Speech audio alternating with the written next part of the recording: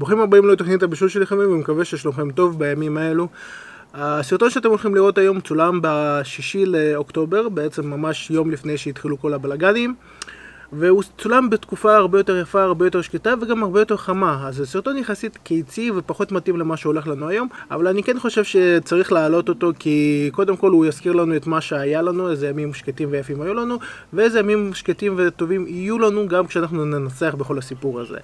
אז בלי חברות נוספת, חבר'ה, מקווה שיש לכם טוב ושתהיה לכם צפייה מהנה. ברוכים הבאים לתוכנית הבישול שלי, שמי דן, והיום אנחנו הולכים להכין גזפצ'ו. אז בואו תראו את המרכיבים שיש לי עד פה על השולחן, ובואו נתחיל. אז יש לנו פה כוסברה, בצל ירוק, בצל סגול, למרות שעדיף בצלי שלוט אם יש לכם, אבל לא היה לי, אז לקחתי בצל סגול.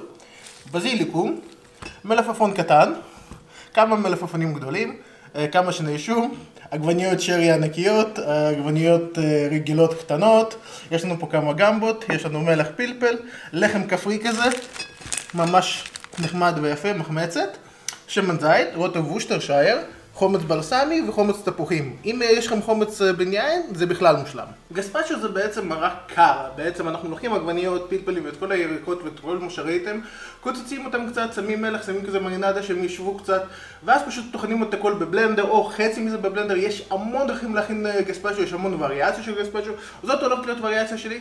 אז עכשיו אנחנו ניקח את העגבניות, נוציא מהם את החלק הזה הקשה בפנים, ונתחיל לחתוך אותם.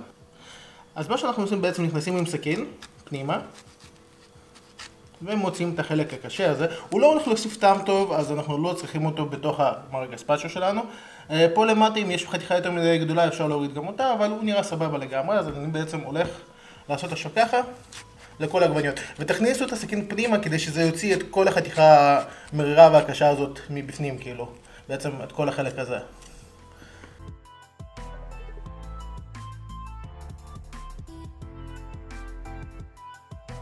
השלב הבא זה פשוט לחתוך אותם יחסית גס, כי אנחנו צריכים לתת להם מרינדה טובה, אז זה יצא ככה.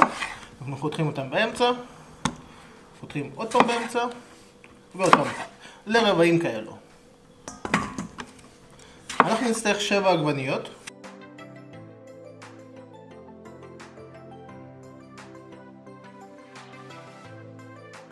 ברגע שחתכנו את העגבניות, שלב הבא זה לקחת את המלפפון הקטן שלנו וטיפה לקלף אותו, כי אנחנו לא רוצים את הקליפה המרה יותר, וגם נצטרך להוציא ממנו את החלק הפנימי. אז בעצם אני לוקח ומקלף.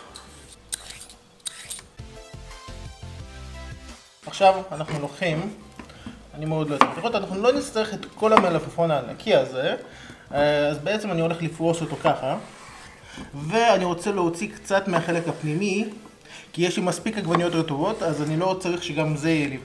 אז אני פשוט לוקח ככה עם סכין, נכנס, וטיפה מוריד את הזרעים. אני רוצה רק את החלק הזה.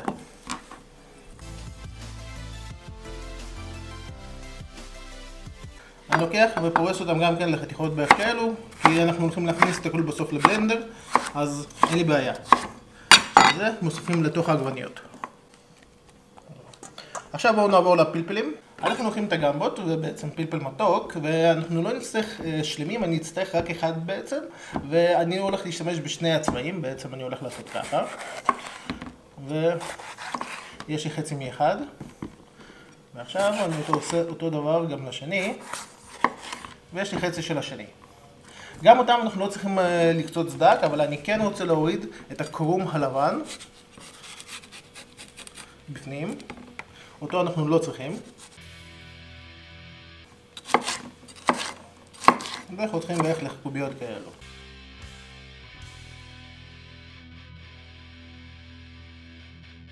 בגלל שאנחנו משתמשים בשום חי, אני הולך לשים רק 3 שני שום, כי הם הולכים להוסיף עם טעם עדין כזה, ממש עדין, כמעט ולא מורגש, אבל הוא הולך לשדרג בעצם את כל המנה. אני הולך לחתוך אותו יחסית דק כזה, שיתערבב יותר טוב ושיתכן יותר טוב. ואנחנו נצטרך עכשיו גם בצל ירוק, וגם כמו שאמרתי את הבצל הסגול או בצל שלוט, וגם אותם אנחנו פשוט קוצצים.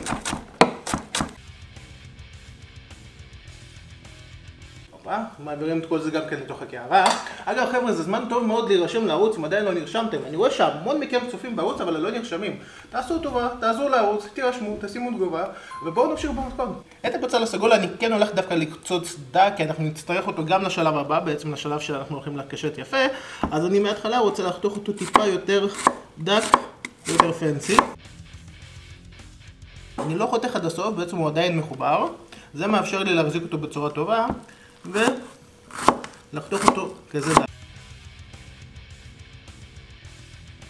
אנחנו לוקחים קצת, ככה שומרים את זה לחלק של הקישוט שאנחנו נעשה בסוף, בערך כמות כזאתי, ובערך כמות כזאתי שזה 2 כפות, אנחנו מוסיפים לתוך התערובת שלנו פה. נשאר לנו רק בזיליקום וכוסברה, שבעצם אותם אני הולך לקחת פשוט ככה, חופן כזה קטן של כוסברה, כמה עלים של בזיליקום שאני פשוט מפיל אותם פנימה. אנחנו לא צריכים יותר מדי כרגע, אנחנו נשים עוד קצת בסוף, ובעצם חופן של אלו, חופן של אלו, זה כל מה שאנחנו צריכים. עכשיו אנחנו לוקחים את הלחם, ואני יודע שזה נשמע מוזר, אבל לחם הולך להוסיף מאוד למרקם של המרק, וזה מאוד מסורתי גם לאכול איתו וגם להוסיף קצת ממנו למרק. אז אני הולך לחתוך כמה פרוסות כאלו, שאני לוקח וחותך לקוביות, בסגנון כזה, לא גדולים מדי. ולחם כפרי עם קרום טוב, זה מה שיעשה בעצם את כל הקסם. אנחנו נשים את זה פה. ועכשיו מגיעים לשלב הכיפי של להוסיף מלח ולערבב את הכל. אני הולך להוסיף משהו כמו כפית של מלח, שאני מפזר אותה ככה, מסביב לכל, וחצי כפית של פלפל, שאני אחר כך הולך פשוט לטבל, אם אני אצטרך עוד, אני הולך להוסיף עוד. אני רוצה טיפה לערבב את זה קודם כל, ואחרי זה אני אוסיף את כל הדברים הרטובים. בגלל שאני מכין כמות יחסית גדולה, אז קשה לי יהיה לערבב בקערה, אז הציעו לי פשוט לקחת עוד קערה, לשים אותה מעל, ולהדר ככה, אני מקווה שזה יעבוד.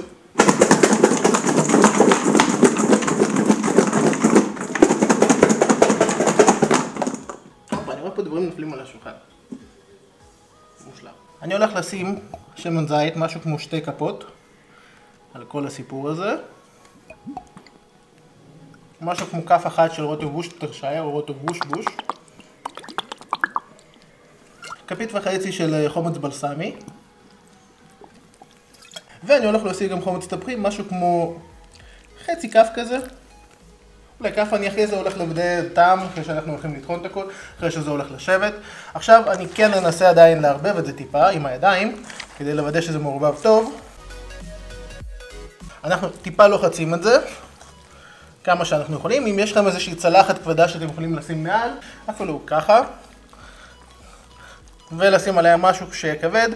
זה מה שאנחנו רוצים לעשות, ולהכניס את זה למשהו כמו מינימום של חצי שעה. שעה עד ל-24 שעות במקרר, וזה בעצם הולך להתקרר, כל הטעמים הולכים להיספק, זה הולך לעשות כזאת מרינציה קטנה, ואנחנו אחרי זה הולכים בעצם לקחת ולטחון את הכל. אז בינתיים בואו נשים את זה למקרר ונחכה. בעצם עכשיו התערובת שלנו עומדת כבר במקרר 2 שעות, אז אני הולך להתחיל להכין את הקישוט של המנה. תכלס אפשרי פשוט לטחון אותו איכשהו, לסנן כאילו ולהגיש, אבל אני רוצה לעשות מנה יפה, כמעט מנה של מסעדות, אז בואו נכין את הקישוט של המנה הזאת. אנחנו לוקחים את המלפפון הקטן הזה, ובעצם אני הולך להשתמש בו כי אני רוצה שיהיה טעם יותר מרוכז ויותר יבש כזה של מלפפון.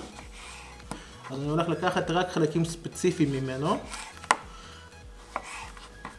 בעצם אני הולך לקחת רק חלקים כאלו, ואני הולך להוריד לו גם את הקצוות. אני הולך לחתוך לחתיכות כאלו. יש לי פה 3 עגבניות שרי, בשביל מנה אחת לדעתי 3 עגבניות זה מעל ומעל, אפילו זה ל2 מנות אמור להספיק. אני הולך לחתוך אותם ככה, בחצי, ואז שוב פעם לחצי. יש לנו כאלו רבעים. את הפלפלים שחתכנו מהם אני הולך לקחת כזה פנס פנימה, לחתיכות כאלו.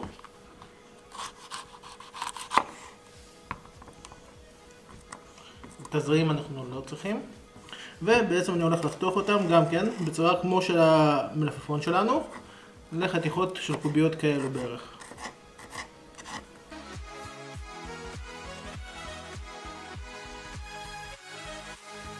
אתם זוכרים שאמרתי שאנחנו נצטרך לשמור קצת מהבצל, זה השלב שלו. צריך לשים בערך כמות כזאת, שלא ישתלט יותר מדי. מוסיף קצת מלח, טיפונת פלפל שחור, כמה טיפות של מיץ לימון. כמעט שוכח לשים קצת שמן זית. וזהו, ברגע שהרבבנו את זה, אנחנו שמים את זה בצד. הוצאתי גם את כל התערובת שלנו שעכשיו עמדה במקרר שעתיים, ועכשיו אנחנו הולכים להעביר אותה לבלנדר או למעבד מזון. לצערי אין לי בלנדר, הוא נשרף, יש לי מעבד מזון, הוא אמור לעשות את העבודה טוב, ופשוט אחרי זה נסנן שיהיה מרקם יותר נעים. אז עכשיו אני הולך לעשות את זה כנראה בשתי שלבים, אני הולך לעשות את זה בשני חלקים, ופשוט מעביר את זה לשם. ואני פשוט מפיל את הכל כזה פנימה, אני הולך להתחיל לטחון את זה, ואחרי זה אני הולך להוסיף לפה את כל שאר הדברים, בעצם בשתי חלקים כזה. ואנחנו מתחילים בבליצים, ואז פשוט נותנים לו לעבוד.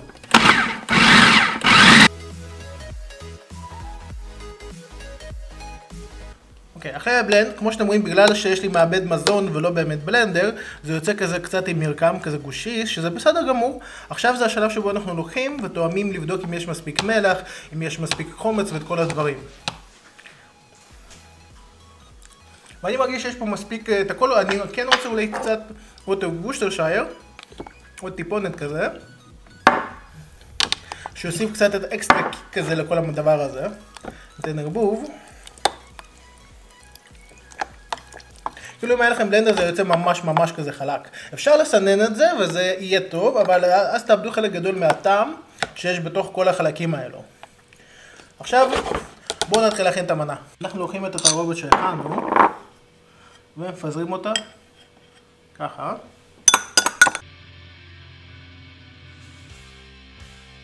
עגבניות שרי. אנחנו לוקחים את הבזיליקום, ואני מחפש את העלים הקטנים של הבזיליקום שיש בחלקים העליונים פה. ואני אקח כמה עלים ככה, אני הולך לשים. אנחנו לוקחים סקופ של המרק שלנו, ופה מהצד מתחיל לזלף אותו.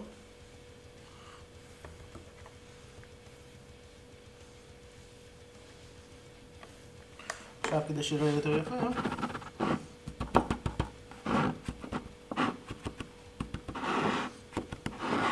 בעצם לוקחים עכשיו לסיומת קצת שמן זית.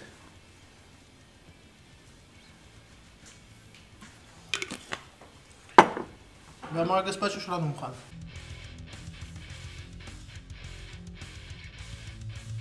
כמובן שאת המרק הזה אפשר להגיש גם בצורה של אשכרה מרק ולא בצורה פנסית כזאת כמו שאנחנו עשינו פה. זה פשוט כי רצינו להתפלצן טיפה, בכל מקרה אני. נשאר לי רק לקחת כף ולטעום, אני הולך לקחת גם קצת מפה. בואו ניקח ככה כף.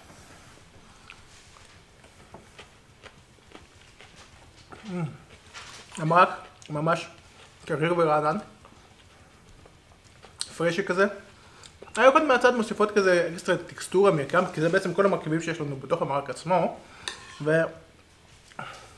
חבר'ה, זה ממש קליל, זה מרק קיצי פשוט, ואם יש לכם בלנדר הוא יוצא בכלל מטורף, אז ממליץ לכם לנסות ושיהיה לכם יום טוב. חבר'ה, הדבר הכי חשוב זה אל תשכחו את הלחם, כמו שאנחנו שכחנו להכין לחם צרוב בשביל המנה, כי הוא הולך להיות פשוט שילוב מושלם.